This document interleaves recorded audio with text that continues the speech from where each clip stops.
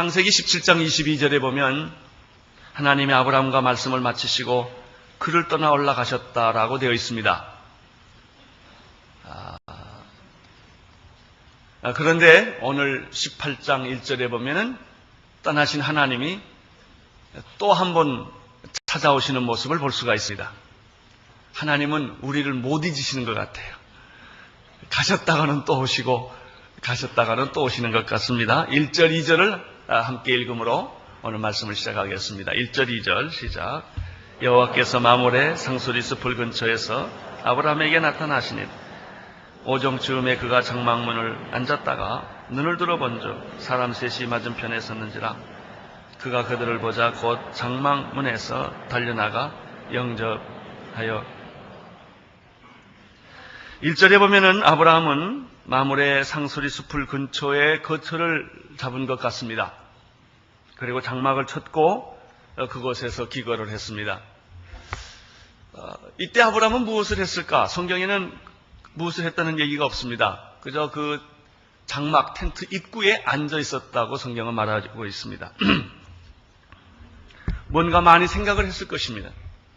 사람은 누구든지 최근에 일어난 어떤 충격적인 사건이 있었다면 그 생각을 계속 하게 마련입니다. 잠을 자도 길을 걸어가도 그 생각을 하는데 아브라함은 최근에 자기에게 나타나신 하나님, 말씀하신 하나님, 그리고 13년 동안 잠잤던 믿음을 흔들어 깨우시고 내 아내 사라가 이제 곧 잉태할 것이다.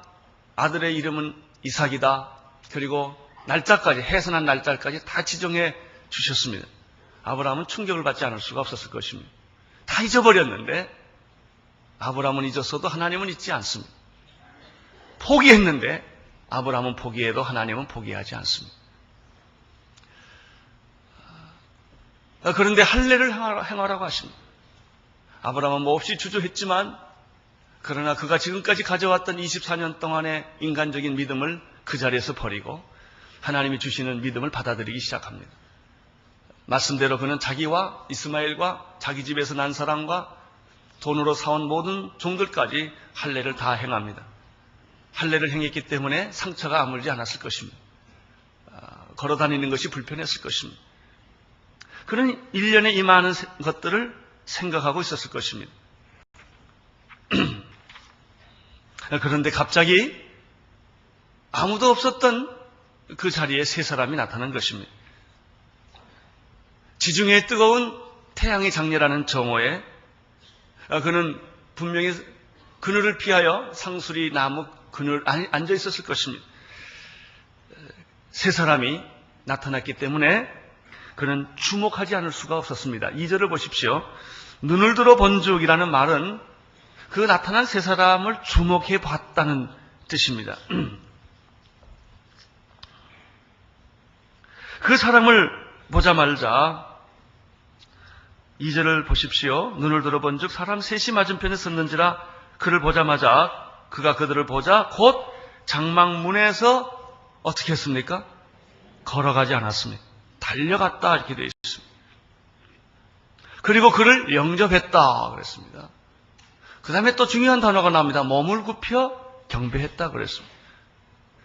정말 존귀한 자, 정말 귀한 사람을 만나게 되면, 어른을 만나게 되면 이 동양에서는 머리를 숙여 경배하며 공손하게 친절하게 정성을 다해서 영접하는 법입니다. 우리는 이 2절에서 아브라함이 예전에 갖지 않았던 독특한 모습이 있는 것을 발견하게 되는 것이죠. 분명히 그 세 사람은 갑자기 나타났고 아브라함이 뛰어갈 만큼, 머리를 숙일 만큼, 정성을 들일 만큼 어떤 존귀한 자였다는 사실을 알게 됩니다. 우리는 1절에서 그 사람이 누군지를 확인할 수가 있습니다. 1절을 다시 보십시오. 여호와께서 마므레 상수리 숲을 근처에 아브라함에게 어떻게 했어요? 나타났죠. 이 나타난 분은 하나님이라는 것입니다. 지금까지는 지난 24년 동안 하나님이 아브라함에게 나타날 때는 말씀으로 나타나셨습니다. 음성으로 나타나셨습니다. 아브라함아, 아브라함아, 너는 갈대아 우르를 떠나라. 내게 아들이 있으리라. 나는 너를 큰 민족을 이루어 줄 것이다. 아브라함아 두려워 말라. 나는 너의 전능자라. 나는 전능하신 하나님이라. 너는 내 앞에서 완전하라. 그때마다 아브라함은 그 하나님의 임재를 느꼈죠. 말씀이 곧 임재였던 것입니다. 하나님의 음성을 들을 때 그는 바로 그 하나님이 여기 계신다는 사실을 그는 확인할 수가 있었습니다. 그 하나님은 지금도 마찬가지입니다. 하나님은 개념이나 관념이나 사상이나 철학이 아닙니다. 지식이 아닙니다. 그것은 인간이 만들어낸 신도 아닙니다. 하나님은 인격이십니다. 여러분, 내가 여기에 이렇게 있듯이 그분은 여기 계십니다. 지금 여러분과 함께 계십니다. 사람이 말이죠, 눈에 앞에서 보는 얘기하고 그 사람 없을 때 얘기가 달라요. 그 사람 없을 때 함부로 말합니다. 근데 그 사람이 있으면 함부로 말 못합니다. 눈을 보고 얘기하면 없을 때 얘기하는 거하고 전혀 다릅니다. 여러분, 예배란 그냥 하나님 생각하고 드리는 것이 아니라 하나님의 임재가 여기 있음을 믿고 예배 드리는 것입니다. 그분은 여기 계십니다. 여러분을 보고 계십니다.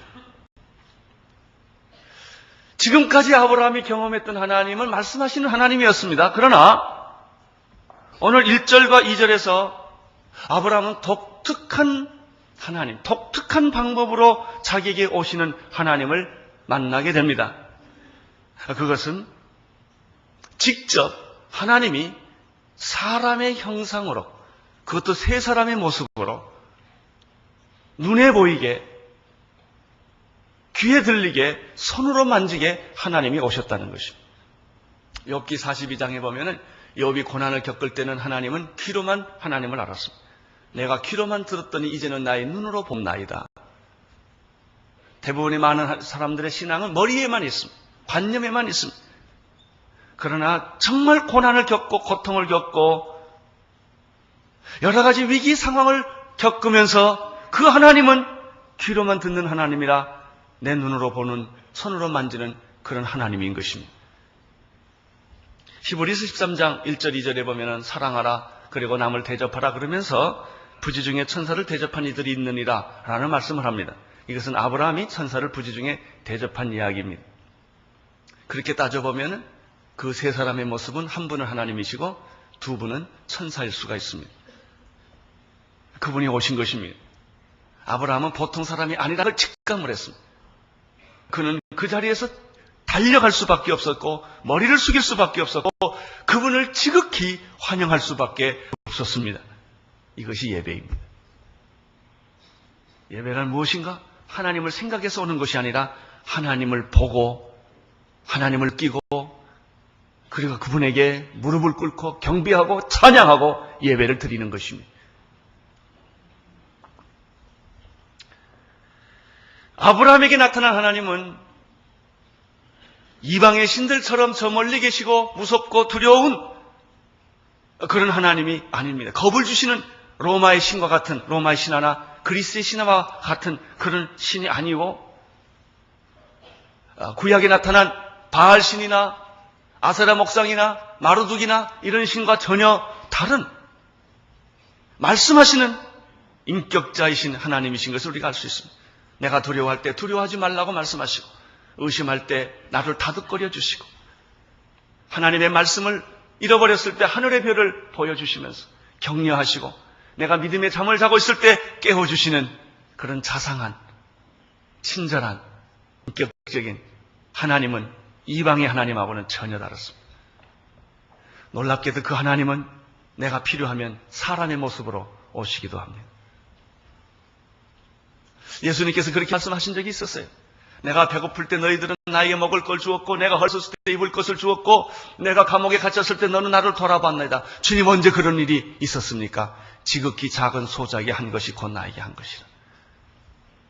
하나님은 사람으로 가끔 오십니다. 그렇습니다. 이런 하나님의 놀라운 인격적인 특성이 먼 훗날 팔레스틴 땅에 사람의 몸을 입고 이 땅에 태어나신 예수 그리스도가 바로 그 하나님이십니다. 그는 하나님이셨지만 사람의 모습으로 그는 하나님의 위치를 버리고 인간과 똑같은 모습으로 세상에 오셔서 십자가에 못 박혀 돌아가신 분이 바로 예수 그리스도이십니다. 이렇게 찾아오신 하나님을 아브라함은 영접하는 태도도 아브라함이 다릅니다. 2절을 다시 보십시오. 장막문에서 달려나가 영접함에 몸을 땅에 굽혀라고 되어 있습니다. 여러분, 이 모습은 지난 아브라함의 24년 동안에 한 번도 보지 못했던 변화된 모습입니다. 그 전까지도 아브라함은 하나님 말씀하시면 고개 숙여 들었습니다. 무릎 꿇고. 그게 전부입니다. 그러나 지금은 하나님을 만나는 아브라함의 모습이 변한 거예요. 나는 하나님을 만나는 여러분의 모습도 변화될 수 있게 되기를 바랍니다. 3절 4절을 보십시오. 3절 4절 시작. 가로되 내 주여 내가 주께를 입었사오면 원컨대 종을 떠나 지나가지 마옵시고 물을 조금 가져오게 하사 당신들의 발을 씻으시고 나무 아래서 씻어서. 이 3절 4절을 보면 아브라함의 그 마음의 진실한 태도를 읽을 수가 있어요. 그냥 보지 마시고 자세히 보십시오. 내 주여 내가 주께 은혜를 입었사오면, 이게 무슨 말이냐면 하나님으로 오신 사람, 그분이 아브라함을 찾아온 거예요. 그것은 아브라함에게 은혜를 주기 위하여 찾아왔다는 것이죠. 정말 하나님께서 내게 은혜를 베풀어 주시기를 원하시고 또 은혜를 주셨다면 그냥 지나가지 마십시오. 꼭 좀 머물러 주십시오. 이렇게 간절히 원하는 거예요. 그리고 한 걸음 더 나가서 내 주여 내가 물을 좀 떠다가 당신의 발을 좀 씻게 해 주십시오. 발도 씻어드리고 싶습니다. 그리고 조금 쉬고 가십시오. 여러분, 이 아브라함의 모습이 얼마나 진실하고 진지하고 그리고 정말 간절한지 모릅니다. 이것이 예배입니다. 이게 예배예요. 예배는 형식이 아닙니다. 예배는 순서가 아닙니다. 예배는 간절함입니다. 하나님을 향한 간절함, 목마름, 기다림, 정말 설명할 수 없는 그분에 대한 그리움, 이런 거예요. 그러나 대부분의 많은 사람들은 예배를 해치우지요. 그냥 오늘 주일 예배 왔다 하면 끝이에요. 그렇기 때문에 당신 생에 아무 일도 안 일어납니다. 시간 낭비한 거예요. 그냥 좋은 얘기 듣고 가는 거죠. 교회 안 오면 교통사고 날 것 같으니까 그냥 한번 왔다 가는 거예요. 나는 아브라함의 이 모습을 해서 한 사람을 생각을 했습니다. 그 사람이 자기가 가지고 있던 가장 소중한 전 재산이었던 향유가 담는 옥합을 깨뜨렸던 한 여자입니다. 이 여자는 그게 자기의 결혼 지참금의 전부였을 것입니다. 예수님이 자기 집에 들어오자마자 이 여자는 아무 말 안 하면 사랑한다는 말도 안 하고 제스처도 안 씁니다. 그냥 조용히 자기 방에 들어가서 그렇게 소중하게 생각했던 자기 재산의 전부를 가져다가 예수님 발 앞에 말없이 무릎 꿇고 앉아서 그 옥합을 열고 그 비싼 향유를 예수님 발 아래 눈물을 흘리며 붓습니다. 그리고 여자가 가장 소중하게 생각하는 그 머리털로 예수님의 발을 닦아줍니다. 그리고 하염없이 눈물을 흘렸을 것입니다. 감격, 기쁨, 감동. 이것이 예배입니다. 이것이 예배입니다.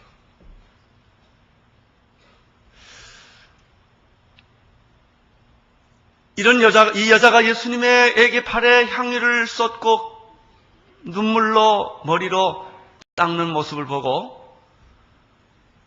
사회주의자였던, 그리고 공사주의적인 사상을 가지고 있었던 가룟 유다가 이렇게 말합니다. 저렇게 값비싼 향수를 어떻게 낭비를 하는가? 저 돈을, 저 향유를 팔아서 가난한 자에게 주어야 함이 마땅하지 않는가? 우리들이 세상에서 매일 듣는 얘기입니다. 여러분, 가룟 유다는 거룩한 낭비가 무엇인지 몰랐던 사람. 어떤 사람은 교회가 너무 사치스럽다.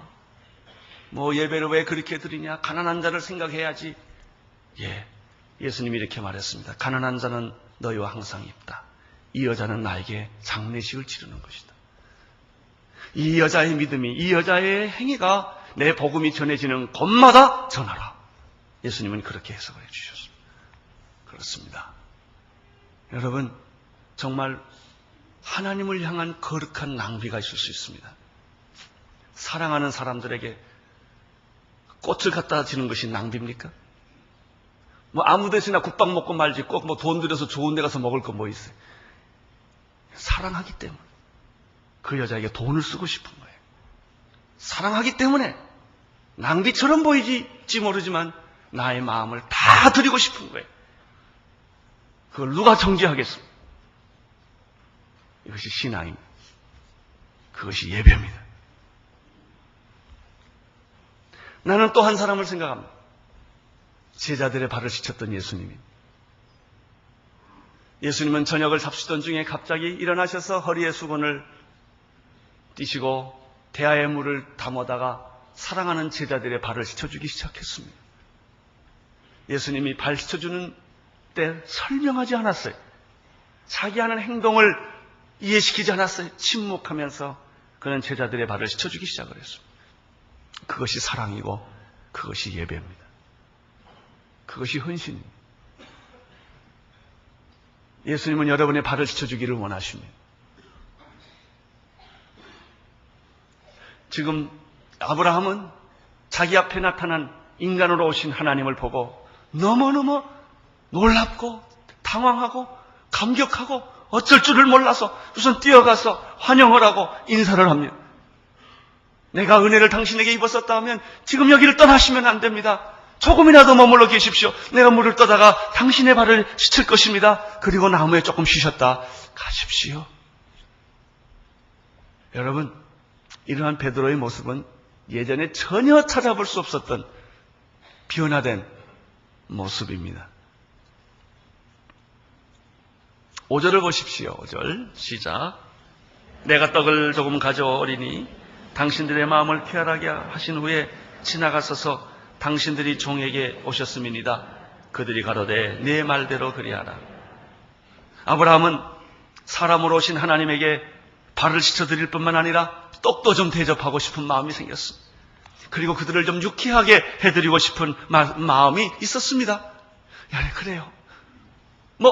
정신이 없는 거, 떡도 드리고 싶고, 고기도 드리고 싶고, 물도 떠서 발도 씻어드리고 싶고, 이분이 좀 여기 조금 계셨으면 좋겠고, 이런 마음이 지금 아브라함 마음에 가득 찼어요. 여러분이 이 세상에 살면서 누구한테 그런 마음을 가져본 일이 있으세요? 당신 아내한테 그런 마음 가졌어요? 당신 남편에게 그런 마음을 가져본 일이 있습니까? 대부분 사람 없이 그냥 사는 거예요, 그냥. 여러분 집에 오는 손님한테 그런 대접을 해본 일이 있습니까? 없어요. 그래서 우리의 삶은 삭막하고 외롭고 고독한 거예요. 그런 대접을 받아본 일도 없고 내가 그렇게 대접을 해본 일도 없거든요. 다 나를 위해 살아왔고 이해관계가 되면 만났지요. 조건 없이 사랑으로. 그렇게 해본 일은 우리 생에 별 기억이 없다고요.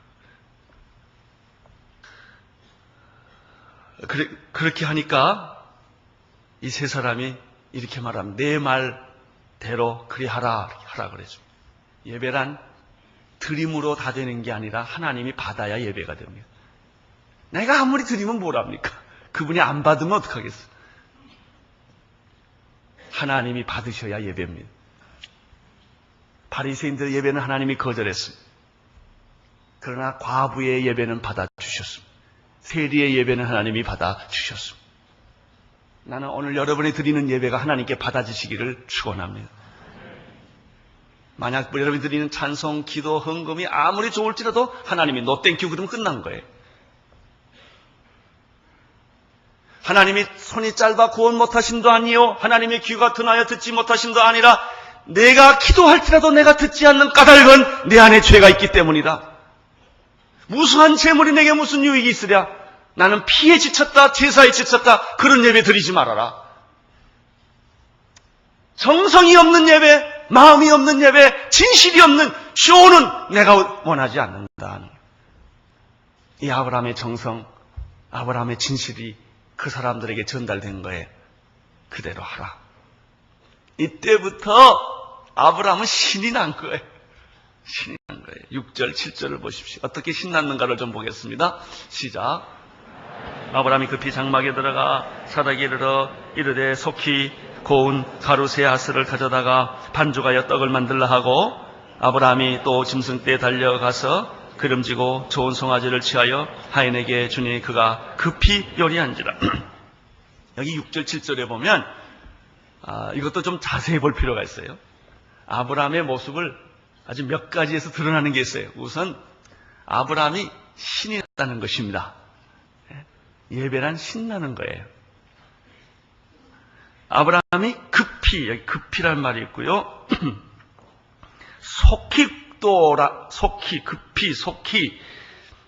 급히 요리해라. 뭐 이런 말이 계속 나옵니다. 아브라함은 그 말을 듣자 말자 자기 부인이 있는 식당 그 장막 안으로 그냥 급히 들어갑니다. 아마 들어가면서 신발 하나를 벗었는지도 모르겠습니다. 그리고 그냥 말을 그냥 막 떠듬떠듬해. 여보. 지금 빨리 밀가루 반죽해가지고 떡 그러고 나갔어요. 떡을 만들라는 말도 못하고. 떡 만들라고 그랬는데 떡 만들라 그리고는 그 말이 끝나기 전에 아마 이 아브라함은 밖으로 뛰어나가. 너무 급하니까. 그다음에 급한 얘기는 그 다음에 또 나와요. 아브라함이 하인을 시켜서 짐승을 안 잡아요. 너무 급하니까.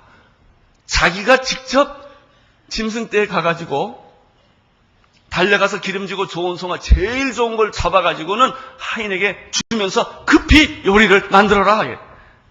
이게 예배입니다. 예배는 그렇게 점잖 떠는 게 아닙니다.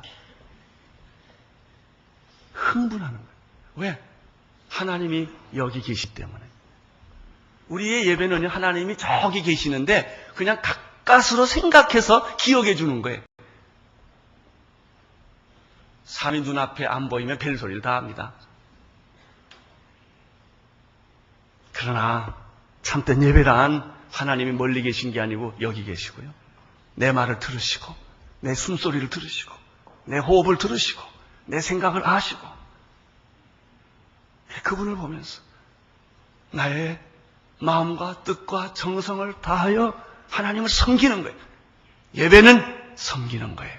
사랑이란 무엇입니까? 섬기는 게 사랑이에요. 섬김이 없는 것은 사랑이 아니에요. 여러분, 우리의 예배가 아무리 잘 드려도 공허한 까닭은 뭔지 아세요? 희생이 없어서 그래요. 헌신이 없어서 그래요. 봉사하고 손해본 것이 없거든요. 그리고 드리는 예배는 외롭고 고독하고 허무해요. 멋있게 드렸는데 아무것도 없어요. 대부분의 많은 사람들은 자기의 희생과 헌신과 봉사 없이 뭔가 영적인 이익만 얻으려고 하기 때문에. 그러나 욕을 먹고 매를 맞고 손해를 보고 억울함을 당하고 주님을 위해서 분통이 터질 일이 생겼지만 그럼에도 불구하고 주님을 사랑하기 때문에 눈물의 예배를 드리는 사람, 배고픔의 예배를 드리는 사람, 이런 사람들 눈에는 진한 눈물이 있습니다. 시큰한 감동이 있습니다. 그럼에도 불구하고 하나님이 나와 함께 계신다는 위로가 있습니다. 이것이 예배입니다.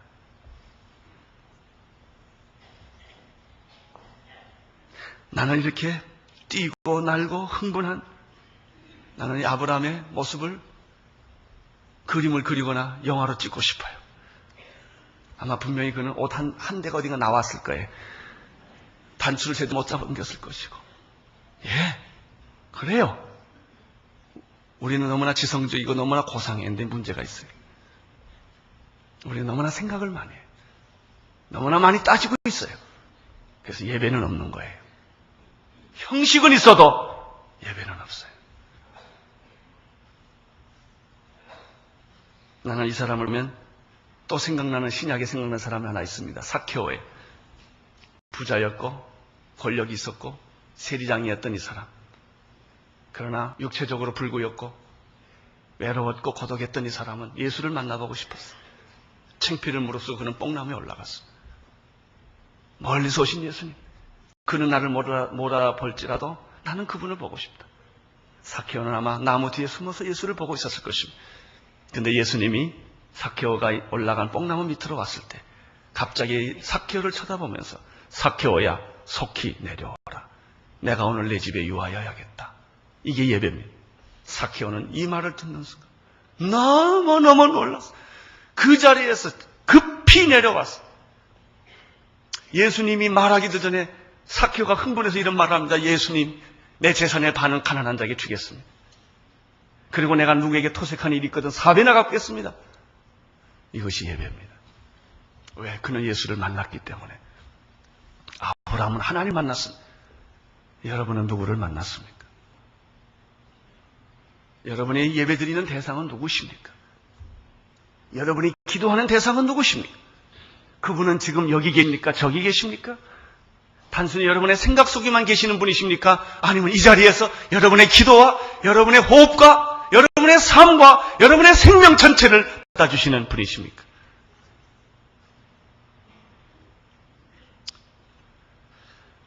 팔 8절을 보십시오. 8절 시작.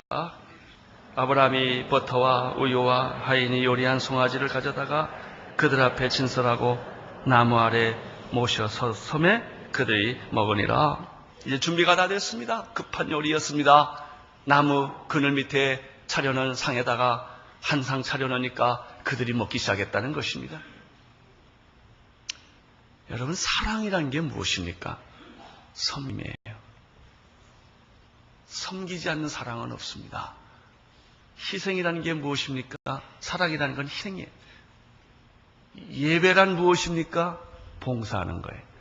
섬기는 거예요. 걸레를 닦고 몸을 던져서 내 몸을 던져서 섬기는 거죠. 여러분, 나는 모든 남자들이 부인을 섬기기를 바랍니다.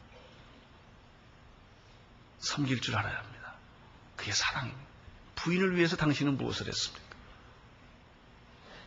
당신이 부인을 위하여 희생하고 헌신하고 손해보고 상처난 것이 없다면 사랑 아닙니다. 그건 데리고 살고 부리고 사는 거죠. 그건 사랑 아닙니다. 여러분, 남편을 위해서 여러분이 얼마나 희생하셨습니까? 그것이 사랑입니다. 하나님을 위해서 여러분이 얼마나 손해본 일이 있고 얼마나 억울한 일을 당하셨습니까? 그리고도 말하지 않는 것, 그것이 예배입니다. 8절을 보십시오. 8절 거기 다시 보십시오. 시작.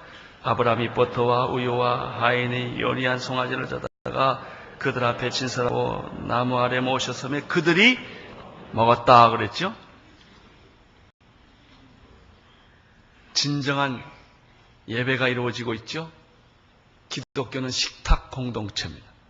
같이 먹고 같이 마시고 같이 기뻐하고 같이 즐거워하는 것입니다. 우리나라 음식 문화는 해치우지요. 5분이면 끝나니까. 교제가 없고 기쁨이 없어요. 숟가락질 왔다 갔다 하는 거 외에는. 진짜 식탁 공동체는 같이 마시고 같이 먹고 이야기하고 대화가 있고 기쁨이 있고 즐거움이 있는 것입니다. 그런데 이런 하나님의 공동체는 식탁 공동체인데 세상도 똑같이 좋은 일이 있으면 항상 먹고 마셔요. 먹자판, 마시자판, 놀자판, 도박판. 얼마나 천하고 이 음식을 천하게 먹는 사람들 얼마나 많은지. 음식을 막 모욕을 하고 그냥 던져버리고 말이죠. 그렇게 천하게 먹는 사람들 참 많습니다. 술 먹는 판들 가보십시오. 여러분, 노름판 가보십시오. 가장 고귀한 것을 가장 천하게 만들어버린 거예요. 세상 사람들은 거기에서 인생의 행복을 추구하고 쾌락을 추구하고 의미를 찾으려고 합니다. 사실 이런 의미에서 하나님의 공동체도 식공동체인데 그들은 어떤 음식을 먹는가? 그리스도의 살로서 빵을 먹고 그리스도의 피로서 포도주를 마십니다. 그들은 그리스도의 몸을 먹고 그리스도의 사랑을 마시는 그런 놀라운 새로운 공동체입니다. 이런 공동체는 세상을 변화시킬 수 있습니다. 세상과 같은 교회는 세상을 변화시키지 못합니다. 오늘날 교회는 다 세상 비슷하게 되었고 예수 믿는 사람이나 안 믿는 사람 다 비슷해요. 교회가 다른 게 없어요. 예수 믿는 사람이 다른 게 없다. 왜 다른 게 없을까요? 우리도 손해를 안 보니까. 키는 하나입니다. 손해봐야 합니다. 당신이 어느 직장에 있든지, 당신이 어느 곳에서 살든지, 목사이든지, 장로이든지, 평신도이든지, 누구든지 간에 당신이 서 있는 자리에서 손해보셔야 합니다. 희생을 해야 합니다. 다른 사람의 짐을 대신 져줘야 합니다. 그리고 봉사해야 합니다. 당신이 예수 믿었다는 이유 때문에 그 자리에서 밀려가야 합니다. 그러면 그 세상은 하나님의 세상이 됩니다. 하나님 이용해서 부자 되고, 하나님 이용해서 건강하고, 하나님 이용해서 다 잘 됐다면 세상은 안 변합니다.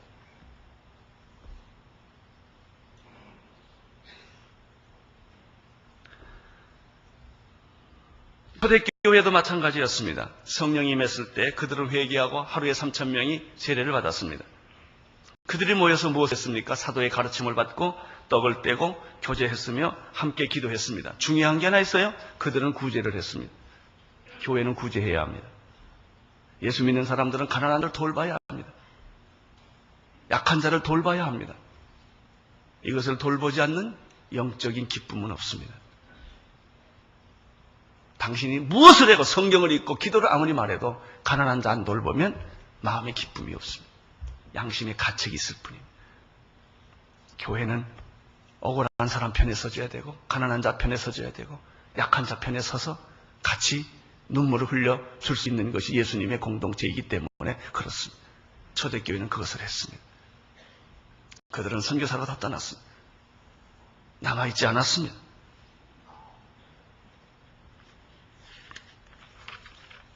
구절을 보십시오. 9절 시작. 그들이 아브람과 내 안에 사례가 어디 있느냐? 대답하네. 장막 안에 있나이다. 다 잡수시고 나서야 하나님이 자기 목적을 말합니다. 내 안에 사례가 어디 있느냐? 이렇게 말합니다. 처음부터 묻지 않았습니다. 여기서 우리가 배우는 놀라운 진리 하나가 있습니다. 하나님과 우리와의 교제가 있어야 사명이 있다는 것입니다. 어떤 사람은요, 제가 이제 오늘 이렇게 목회를 하다 보면 제 방에 편지도 많이 오고 도움을 요청하는 사람도 많이 오시고 뭐 아이디어를 가진 사람도 많이 옵니다. 목사님 이것도 하십시다, 이것도 하십시다. 뭐 우리 교회 지붕이 없습니다. 집을 줘주십시오. 별의별 사람들이 많이 옵니다. 다 이 얘기를 들어보면 그럴듯해요. 제가 대답하는 말은 딱 하나입니다. 그런데요, 내가 선생님을 잘 모르는데요. 저 오늘 처음 뵀는데요. 이 사람은 처음 보자마자 나한테 뭘 달라는 거예요. 알아야 뭘 하죠. 저하고 선생님하고 그 정도 일을 하려면 몇 년을 사귀어야 합니다. 제가 웃으면서 그래요. 사귐 없이 일은 없습니다. 예배 없이 사역은 없습니다. 하나님과의 관계, 깊은 관계 속에 있을 때만 사역은 열매를 맺는 것입니다. 우리는 하나님과 관계를 맺지 않고 자꾸 일만 하려고 하는 것이죠. 식탁의 교제가 풍성해졌을 때 그 세 사람은 이렇게 말합니다. 사라가 어디 있느냐? 장막 안에 있습니다. 11절 12절을 보십시오. 10절을 보십시오. 시작. 그가 가라사대 기한될 때 내가 정녕 내게로 돌아오리니 내 안에 사라에게 아들이 있으리라. 사라가 그 뒤 장막문에서 들었더라 이렇게 되어 있습니다. 여러분, 이 세 사람이 세 사람으로 오시니 하나님께서 뭐라고 말씀하셨죠? 내 안에 사라에게 뭐가 있으리라? 아들이 있으리라. 하나님께서 정말 지겹도록 하시는 말씀은 언제나 한 가지예요. 아들이 있을 것이다. 10년 전이나 20년 전이나 24년 전이나 계속해서 하시는 말씀은 내 안에 사라에게 아들이 있을 것이다. 건강할 때, 아기 날 만한 때도 그 말 하시고, 아기 날 수 없을 때도 그 말을 하시고, 하나님이 여러분에게 지겹게 하시는 말씀이 하나 있어요. I love you. 난 널 사랑한다. 난 널 잊지 않는다. 난 널 버리지 않는다. 나는 약속을 꼭 지킬 것이다. 내 아들을 죽일지라도 난 널 사랑할 것이다. 나는 다시 돌아온다. 하나님이 지금도 여러분에게 주시는 말씀은 무엇인 줄 아세요? 두려워 말라. 난 널 사랑한다. 나는 너를 잊어본 일이 없다. 난 널 포기하지 않는다. 난 널 사랑한다. 아브라함에게 하나님이 지겹게 하는 말이 뭔 줄 아세요? 아들이 있을 것이다. 아들이 있을 것이다. 아들이 있을 것이다. 그 사라가 그 얘기를 장막 뒤에서 들었습니다. 11절, 12절을 보십시오. 시작. 아브라함과 사라가 나이 많아 늙었고 사라가 경선은 끊어졌는지라. 사라가 속으로 끄지되 내가 노쇠하였고 내 주인이 늙었으니 내게 어찌 낙이 있으리요. 이 말을 듣고 장막 뒤에서 사라가 속으로 생각합니다. 아니 아브라함도 나이가 많이 늙었고 나도 경수가 다 끊어졌는데 아니 이 나이에 임신하여 아기를 갖는다니. 그리고 사라가 속으로 웃었다 그렇게 되어 있습니다. 이러한 내용은 바로 얼마 전에 아브라함도 똑같았습니다. 결론이 무엇입니까? 사라는 믿음이 없다. 하나님은 믿지요. 하나님 능력을 믿지 않았습니다. 여러분 하나님 믿으시죠? 하나님 능력을 믿지 않으시죠? 정말 믿으세요? 안 믿으세요. 믿고 싶어 하지요. 믿습니다 그렇게 말은 하지요. 근데 안 믿으세요. 그게 사람입니다. 그리고 그 사람이 아브라함입니다. 그리고 그 사람이 여러분이고 납니다. 하나님이 답답합니다. 내가 만든 믿음, 내가 조작한 믿음, 내가 경험한 믿음, 내가 생각하는 믿음에는 기적이 안 일어난다는 것이죠. 세련된 너의 믿음, 합리적으로 만들어낸 너의 믿음, 뭘 가지고 우리는 살아요. 하나님은 그 믿음을 원하지 않으세요. 그 믿음을 다 집어치우고 내가 주는 어린아이 같은 그 믿음의 기초에서 나를 바라보아라 라고 말씀하는데 그거 만드는데 24년이 걸려요. 25년.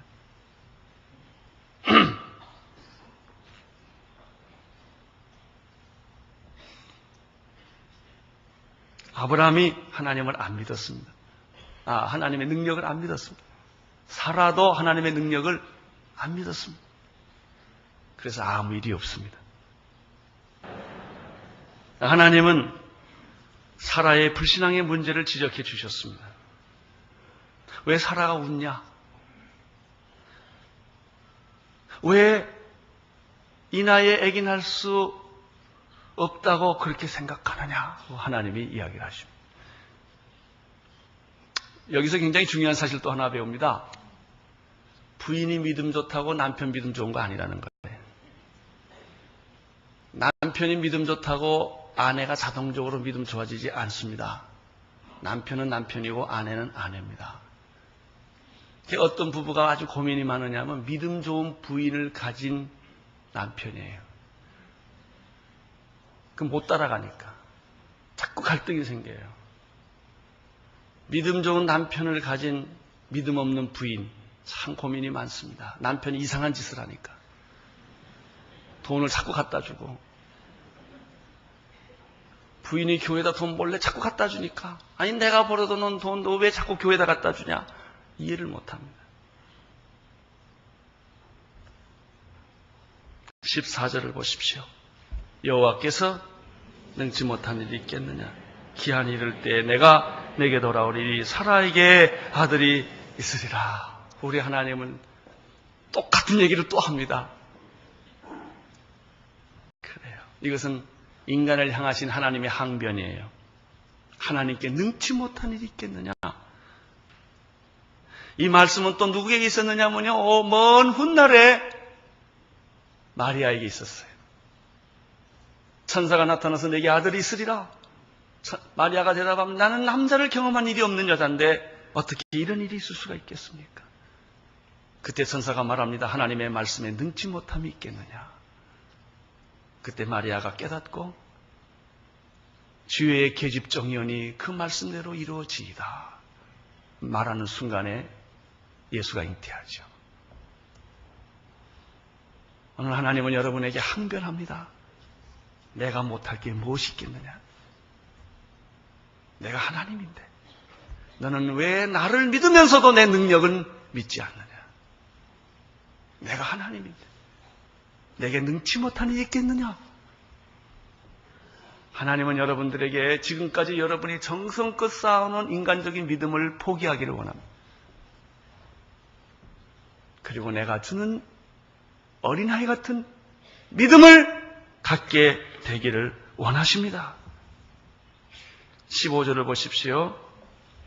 사라가 두려워서 승인치 아니하여 가로되 내가 웃지 아니하였나이다. 가라사대 아니라 내가 웃었느니라. 최초로 하나님과 인간 사이에 생겨진 유머입니다.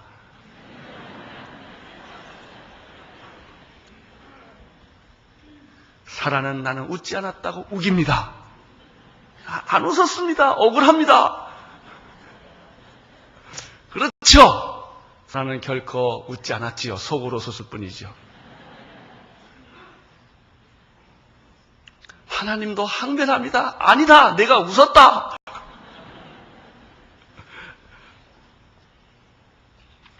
그렇습니다. 사라는 겉으로 웃지 않았지만 그가 분명히 한 게 있어요. 속으로 웃었고 하나님을 안 믿었다는 것입니다. 20년, 30년 교회에 나오시는 분도 가만 하는 걸 보면 하나님 능력 안 믿는다는 모습이 곳곳에서 보입니다. 그 말하는 거 가만 들어보면 저 사람 하나님 있나? 목사인데. 그 말하는 걸 보면 하나님 없어요. 말하는 거 보면 장로인데 저렇게 안 믿어요. 철저하게 경험론자예요. 경험에 의해서만. 현실주의자예요. 돈이 있어야만 믿고요. 확인이 돼야만 일하고요. 믿음으로 하는 게 없어요.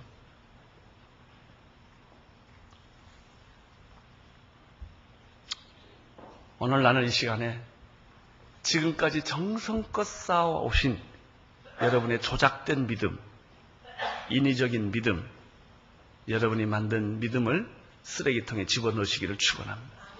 버리세요.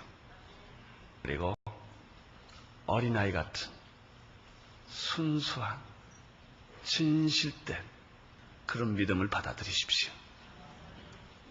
그 믿음 안에는 어린 양 예수 그리스도께서 여러분을 기다리고 계십니다. 기도하겠습니다. 하나님 아버지, 우리에게 거짓 믿음이 아니고 내가 만든 믿음이 아니라 하나님이 주신 약속의 믿음을 이 시간에 우리 모두에게 허락하여 주옵소서.